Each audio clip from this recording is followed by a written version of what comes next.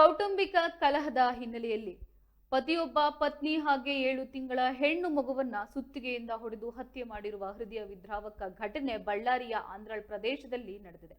ಮೃತರನ್ನ ರಾಜೇಶ್ವರಿ ಹಾಗೆ 7 ತಿಂಗಳ ಮಗು ಅಶ್ವಿನಿ ಎಂದು ಗುರುತಿಸಲಾಗಿದ್ರೆ ಪತಿ ಹೊನ್ನೂರು ಸ್ವಾಮಿ ಈ ಕೃತ್ಯವನ್ನ ಎಸಗಿರುವ ಆರೋಪ ಕೇಳಿಬಂದಿದೆ. ಘಟನೆಯ ಬಳಿಕ ಪರಾರಿಯಾಗಿದ್ದಾನೆ.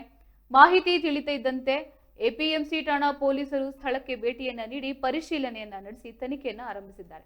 ಇನ್ನು ಘಟನಾ ಸ್ಥಳಕ್ಕೆ ಜಿಲ್ಲಾ ಪೊಲೀಸ್ ವರಿಷ್ಠಾಧಿಕಾರಿಯು ಭೇಟಿಯನ್ನ ನೀಡಿದ್ರು, ಪರಿಶೀಲನೆಯನ್ನು ಕೂಡ ನಡೆಸಿದ್ದಾರೆ. ಕೌಟುಂಬಿಕ ಕಲಹದ ಹಿನ್ನೆಲೆ ಈ ದುರ್ಘಟನೆ ಸಂಭವಿಸಿರುವ ಶಂಕೆ ವ್ಯಕ್ತವಾಗಿದ್ದು, ಆರೋಪಿಗಾಗಿ ಪೊಲೀಸರು ಶೋಧ ಕಾರ್ಯವನ್ನ ಮುಂದುವರೆಸಿದ್ದಾರೆ.